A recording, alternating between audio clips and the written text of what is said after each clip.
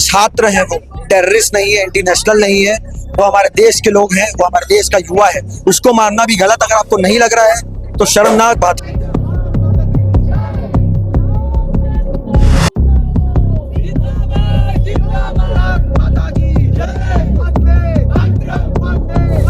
और दिल्ली में चल रहे जंतर मंतर में कहीं ना कहीं प्रभाव राजनांदगांव के युवाओं में जंजिस में देखने के लिए मिल रहा है।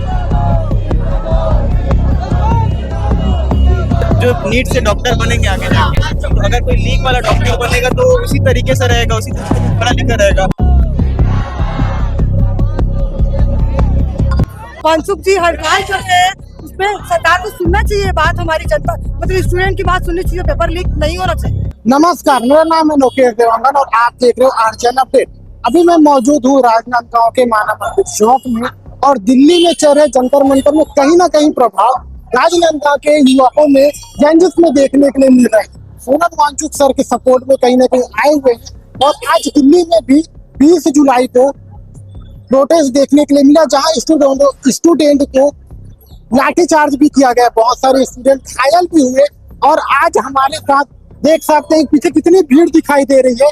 हम इन लोगों से बातचीत करने की कोशिश करेंगे, बहुत सारे शिक्षक स्टूडेंट लोग भी यहाँ मौजूद हैं। क्या कुछ कहना है, आप वीडियो में बने रहिए और आप लोग इस विषय में क्या कहना चाहते हैं वीडियो लास्ट तक देखना, कमेंट करके जरूर से बताना कि आप लोगों का इस विषय में क्या है। दिल्ली में चल रहे जंतर मंतर कहीं ना कहीं आज राजनांदगांव में प्रदर्शन देखने के लिए काफी मात्रा में मौजूद है।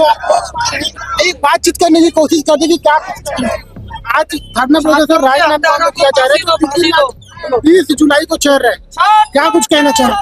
नहीं, प्रोटेस्ट बिल्कुल सही है क्योंकि अपनी डिमांड मांग रहे हैं, हम लोग कुछ इसमें गलत चीजें मांग नहीं रहे।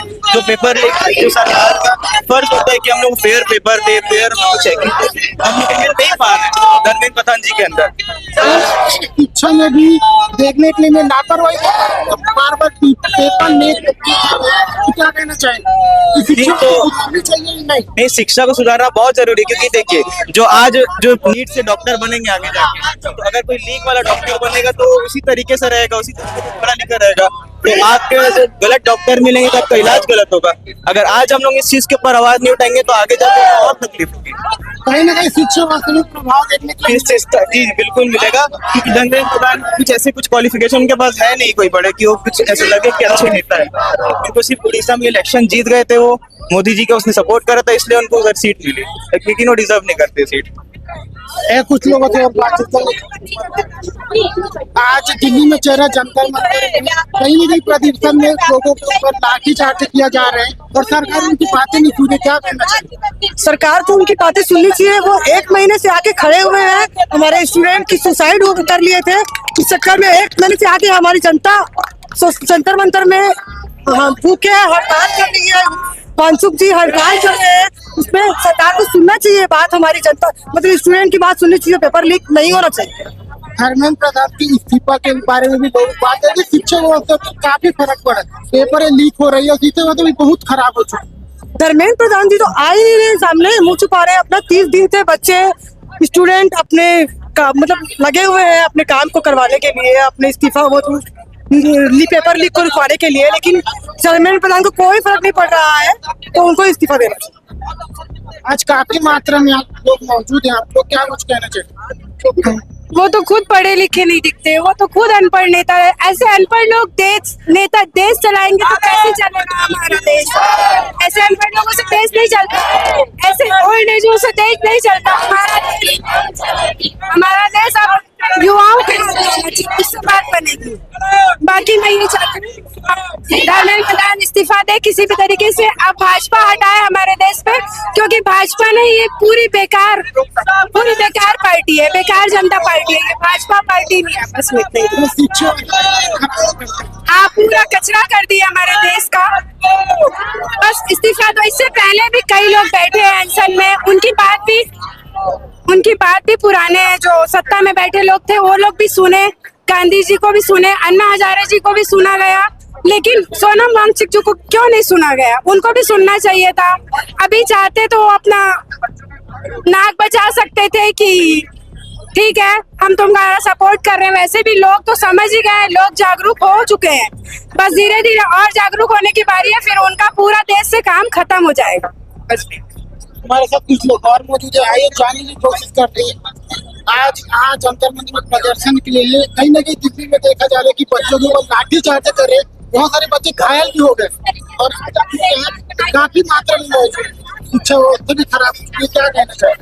मैं ये कहना चाहूंगा कि गलत है और ये बात कहना मेरे को चाहिए नहीं, लेकिन लोगों को ये बात भी समझ नहीं आती कि छात्र हैं, वो टेररिस्ट नहीं है, इंटरनेशनल नहीं है, वो हमारे देश के लोग हैं, वो हमारे देश का युवा है, उसको मारना भी गलत अगर आपको नहीं लग रहा है तो शर्मनाक बात है। भारत देश के हैं, गांधी का देश है, गांधी की तरह लड़ रहे हैं वो लोग, उसके बाद भी क्या दिक्कत है। भारत माता की जय।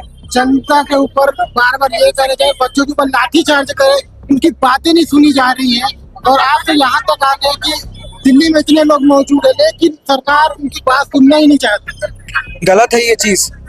हम पढ़ते हैं 9th 10th में, डेमोक्रेसी ये डेमोक्रेसी वो, अकाउंटेबिलिटी ये अकाउंटेबिलिटी वो, एक चैप्टर है पूरा 10th क्लास में अकाउंटेबिलिटी के ऊपर।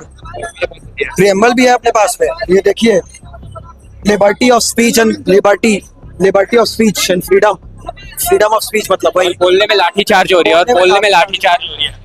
अब मैं ये बहुत रिपोर्टर्स को बोला और मैं आपको भी बोलूंगा, आप ही मुझे एक बात बताइए, 30 दिन से जंतर मंतर में प्रोटेस्ट चल रहा है, आज 30वां दिन, 20-21 दिन से सोनम वांगचुक सर भूख हड़ताल में है और आज जब हमने कांग्रेस जनता पार्टी वालों ने मार्च करना चाहा तो उसको भी सप्रेस कर दिया गया। तो क्या तरीका है हमारे आज देश में, क्या तरीका है कि हम सरकार से अपनी बात बोल सकते हैं और जिसका वो जवाब भी दे, सिर्फ बोले नहीं, एक तरफा बातें ना हो। तो आज आप यहाँ मौजूद है, काफी मात्रा में लोग मौजूद है, शिक्षा व्यवस्था खराब हो चुकी है, इसलिए यहाँ काफी स्टूडेंट आए हुए, क्या कहना चाहिए? देखिए, स्टूडेंट लोग अपने पेरेंटों की पीड़ा को समझते हैं। अभी तक आपने देखा होगा किसान मजदूर श्रमिक रोड पर उतरता था, आज स्टूडेंट उतरा है। क्यों उतरा है? कि ये लोग अपने पेरेंटों की पीड़ा को समझते हैं, किस तरीके से उनके माँ बाप ने इनको पढ़ाया लिखाया है और उसके बाद इतनी मेहनत करके एग्जाम देते हैं, उनका पेपर लीक हो जाता है। तो बताइए बच्चों का भविष्य का क्या? इसलिए आज स्टूडेंट खुद मैदान में उतरा है। ये इनको किसी ने बुलाया नहीं है, इनको खुद से पीड़ा है। ये देश का भविष्य है। जिस देश की आधी आबादी स्टूडेंट होता है, उनकी आवाज को दबा दिया जाता है, उनके हक अधिकारों को दबा दिया जाता है, तब ये आवाज उठती है। और ये आवाज उठी है तो रुकने वाले नहीं है। ये युवा ही हमेशा क्रांतिकारी बदलाव लेके आते हैं। कहीं ना कहीं बहुत खराबी देखा। देखिए, भारत जनता पार्टी नहीं है, भारत के लोगों को बर्बाद करने वाली पार्टी है। उसने किसी को नहीं छोड़ा। किसान रोड पे है, मजदूर रोड पे है, महिला रोड पे है, बेरोजगारी का ये स्तर है। रिजर्व बैंक और इंडिया के देश का कर्जा इतना बढ़ गया है तो और छात्रों की स्थिति आप देख सकते हैं। स्टूडेंट को रोड पे उतरना पड़े शिक्षा व्यवस्था सुधारने के लिए। देखिए, यहाँ पे शिक्षा व्यवस्था में ही कमी नहीं है। शिक्षा व्यवस्था इतनी खराब है और यहाँ पे पढ़े लिखने के बाद भी जब बच्चों को रोजगार नहीं मिलता, रोजगार के लिए जो एग्जामिनेशन होती है, परीक्षा होती है, आपने सुना होगा 10 सालों से व्यापम जब घोटाला हो रहा है, आज इसी तरीके से क्रमबद्ध सुनिश्चित तरीके से किया जा रहा है और सरकारों द्वारा जानबूझ करके ये किया जा रहा है।